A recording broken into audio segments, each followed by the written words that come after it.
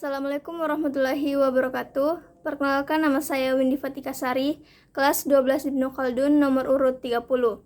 Di sini saya akan mempresentasikan mengenai materi pemberdayaan komunitas. Langsung saja kita masuk pada pembahasan pertama, yaitu hakikat pemberdayaan komunitas.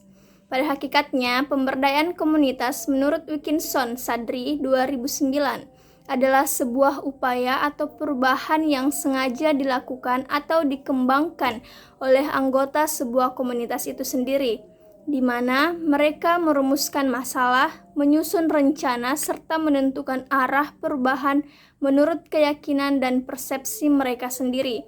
Dan perubahan itu diyakini sebagai perbaikan atau improvement.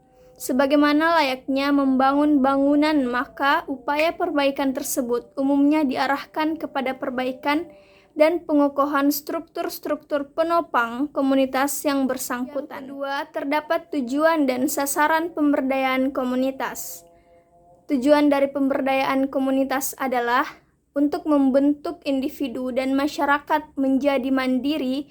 Kemandirian ini meliputi kemandirian bertindak, berpikir, dan mengendalikan apa yang mereka lakukan. Pemberdayaan komunitas orientasinya merujuk kepada komunitas yang kurang berdaya atau tidak berdaya.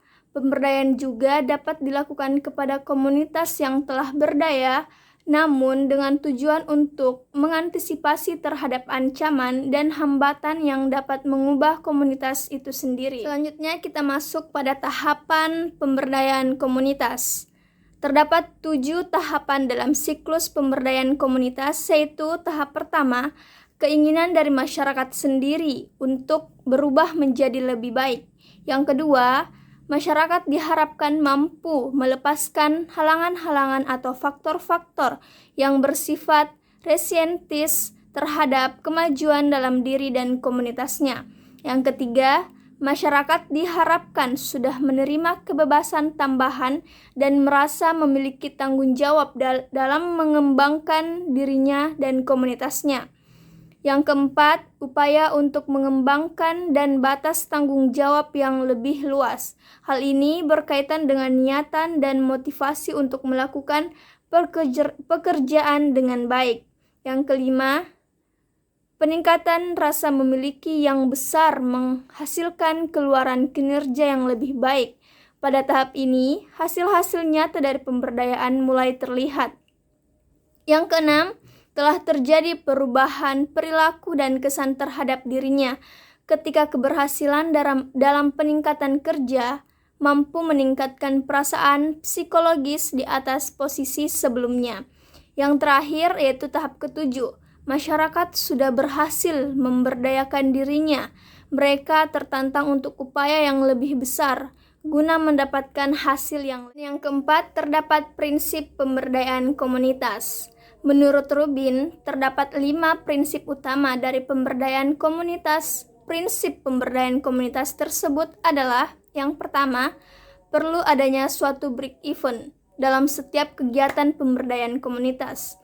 Prinsip pertama dari pemberdayaan komunitas ini adalah adanya break even dalam setiap kegiatannya. Orientasi break even dalam pemberdayaan komunitas berbeda dengan yang ada dalam dunia bisnis. Break even dalam pemberdayaan komunitas berarti bahwa setiap keuntungan yang diperoleh dari suatu kegiatan akan didistribusikan kembali ke dalam suatu program atau kegiatan yang pemberdayaan yang lainnya. Yang kedua, terdapat suatu keterlibatan oleh masyarakat. Keterlibatan masyarakat bukan hanya dalam kegiatannya saja, namun mulai dari perencanaan hingga berakhir pelaksanaannya. Keterlibatan masyarakat dalam pemberdayaan komunitas bersifat wajib. Jika tidak ada keterlibatan masyarakat di dalamnya, berarti pemberdayaan komunitas tidak dapat dilaksanakan. Hal ini disebabkan karena berarti bahwa tidak ada tujuan atau target yang ingin dicapai oleh komunitas itu sendiri dalam kegiatan pemberdayaan yang dilaksanakannya. Selanjutnya, prinsip ketiga yaitu memaksimalkan sumber daya yang tersedia. Dalam implementasinya atau dalam pelaksanaannya, kegiatan pemberdayaan komunitas harus dapat memaksimalkan sumber daya yang tersedia, terutama dalam hal pembiayaan yang dapat berasal dari pemerintah, swasta, maupun sumber dana lainnya. Memaksimalkan sumber daya yang tersedia bermaksud agar dapat melakukan efisiensi biaya dalam pelaksanaan setiap kegiatannya, sehingga sumber daya atau dana yang tersisa dapat dipergunakan lebih lanjut untuk perencanaan kegiatan-kegiatan yang bermanfaat lainnya. Berikutnya, prinsip yang keempat yaitu pembentukan pelatihan sumber daya manusia atau SDM. Pembentukan SDM ini tidak dapat ditinggalkan dari prinsip utama pemberdayaan manusia yang bertujuan untuk pembangunan fisik. Adanya suatu pelatihan dapat mencegah kurangnya kualitas suatu kegiatan pemberdayaan komunitas, karena sumber daya manusia merupakan unsur yang terpenting di dalamnya. Tujuannya adalah untuk mempersiapkan setiap anggota atau masyarakat yang terlibat dalam pemberdayaan komunitas sehingga kualitas sumber daya manusianya di dalamnya dapat meningkat. Prinsip yang terakhir memiliki fungsi penghubung. Prinsip kelima ini dari pemberdayaan komunitas adalah harus memiliki suatu fungsi penghubung. Apa yang dimaksud dengan memiliki fungsi penghubung adalah suatu kegiatan pemberdayaan komunitas harus dapat menjadi penghubung antara kepentingan pemerintah dan kepentingan masyarakat.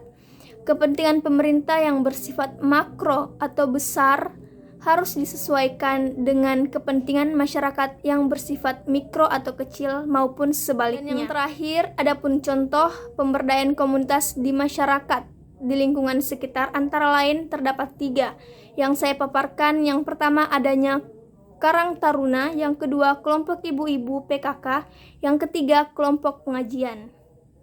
Sekian dari pemaparan atau presentasi saya mengenai materi pemberdayaan komunitas. Semoga apa yang saya jelaskan ada yang singgah di otak kalian. Mohon kurang dan lebihnya mohon dimaafkan. Wabillahi taufiq wal hidayah. Wassalamualaikum warahmatullahi wabarakatuh.